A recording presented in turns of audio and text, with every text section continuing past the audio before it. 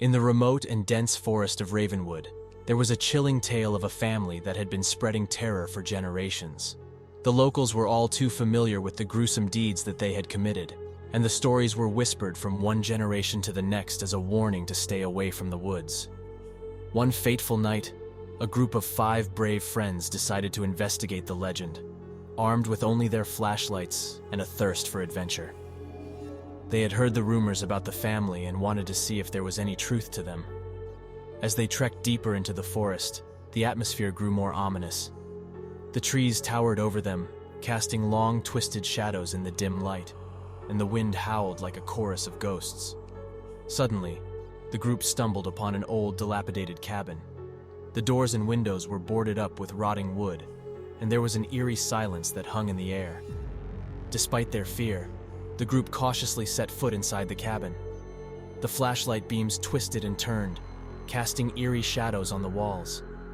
As they explored the creaky old rooms, they came across strange symbols etched into the walls, evidence of a dark and sinister ritual. Just as they were about to leave, they heard a creaking sound from the floorboards.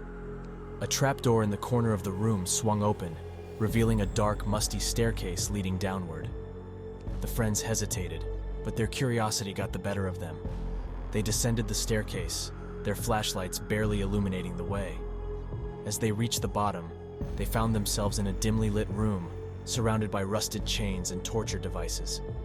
Suddenly, a sound came from the shadows, and a figure stepped out, dressed in tattered clothes and wielding a bloody knife. The members of the murderous family had found them, and they were ready to claim their next victims. The friends tried to flee, but they were quickly caught and bound with the chains. The family members reveled in their terror, torturing and mutilating them with sick glee. As the friends screamed in agony, they realized too late that the legend was all too true. They had found their evidence, but at a terrible cost.